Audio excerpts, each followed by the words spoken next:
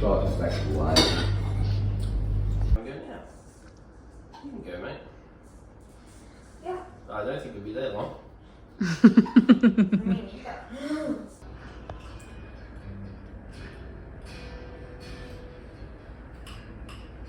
Alas 2 na dito mga people. Yun sila di umalis. Hindi ako sumama kasi malamig. Sobrang lamig sa labas. Kami lang dito, dalawa ni Catriona. Tulog si Bibi. Ito yung view nila sa umaga, oh. Ganda. Lalaki ng alon mga people. Kasi mahangin dito. Kagabi kasi umulan. Tapos, lakas ng hangin ngayon. Ayan. Medyo sunny na siya. Pero, may parts pa rin ng clouds na maitim pa. So, for sure later, uulan to ulit. So, ang ganda talaga dito na lugar. Kasi yan nga, malapit sa dagat. And, ang Airbnb na to is perfect. Spacious. Ito yung gusto kong type ng bahay. Yan yung sala nila. Pintuan. Tapos, window. Overlooking sa dagat. Tapos, meron sila nitong tawag nito. Pa-bonfire ba to? Hindi ko alam. Basta, yung may kahoy sa ilalim. Pang warmer. And then open kitchen. Pinakagusto ko talaga itong kusina. Sorry, makalat. Diba? Ang laki ng kitchen nila. Ang dami pang drawers. So, dami kang paglalagyan ng mga gamit. Diba? Nagkakalat kami. Pero maglilinis ako pag alis namin. So, ngayon, yan kalat. Comforter galing kayo sa dyan. Nakahiga kanina, nagkumot since yun nga, malamig dito. And then, ito yung porch nila. Ang ganda. Yung buong dingding dito. Wait. Yan, salamin. Tapos dito, dalawang malalaking bintana. So, super nice talaga siya mga people. As in. Bookshelves. Malapit sa my kitchen. Tapos yan, wine shelves. Tapos, so, yes. Ideal ko to. Layout ng bahay. Ang ganda talaga.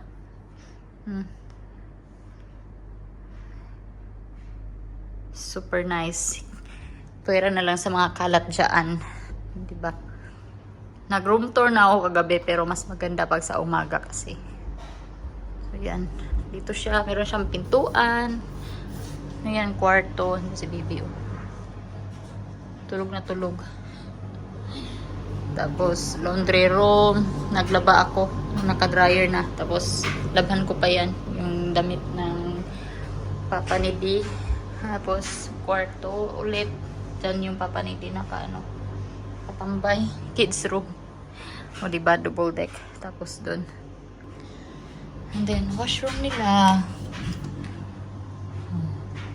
Spacious din. Tapos, yung shower room, yung medyo, masikip. Pero dito, sobrang spacious. Ba? Very well, so You would have been terrified, Mary. Why? The road coming up.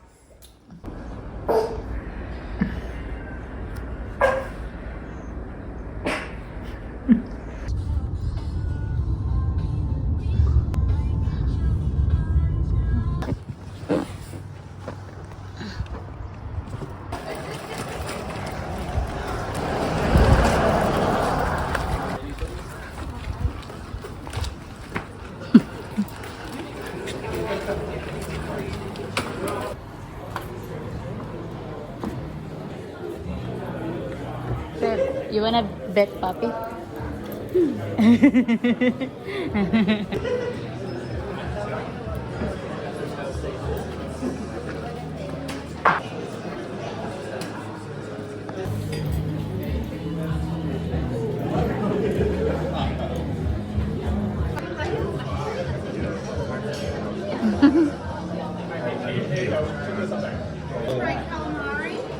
Yeah. Look at that. Oh, it's here? Okay. The steak with no sauce. Yeah, and I'll do that. It is. What's the temperature na? Nakabalik na kami ng bahay mga people. Grabe ang lamig kanina. After kasi namin talaga kumain, umalis na kami agad since may meeting si D. Tapos yun nga pagkalabas namin, sobrang lamig. Grabe talaga. Si Catriona hindi siya nilamig since tatlong damit yung pinasuot ko sa kanya. Kami ni Sebi, hindi namin dinala yung jacket namin. So grabe tumakbo talaga ako dun sa may sasakyan. Hindi na ako sumama kay Sebi. Naglakad papunta sa may ice cream store. Kasi bili daw sana ng ice cream. Kahit malamig ice cream. Ang nangyari, pagpunta namin doon, sinundan namin si Sebi. Sarado yung ice cream store. Kaya nagpunta na naman kami ng grocery. So doon, may nahanap silang ice cream. Vanilla ice cream yung binili nila. Tapos, pagdating dito, kinain nila agad. Nilagyan nila ng Milo. Ang sarap sa kanila yun, yung vanilla ice cream. Tapos, tinataktakan nila ng Milo. On the top, yung Milo powder. Bedtime na dito. Ako na lang yung gising. Si Baker, tulog na. So, yun lang mga people ang ating ganap today. Bukas naman, naalis daw kami. Punta ng doon nga sa may 12 Apostles. Ayun, tawag ni D. Supposed to be today yun. Pero hindi natuloy kasi masama yung panahon kanina. Maulan tapos mahangin, sobrang lamig. So bukas, wala daw prediction na uulan. Kaya bukas kami aalis punta doon sa tourist site na yun. So good luck naman sa atin sa lamig dito sa Australia mga people. And hanggang dito na ang aking vlog. Maraming salamat sa inyong palaging panonood. Ingat kayo palagi. God bless and bye!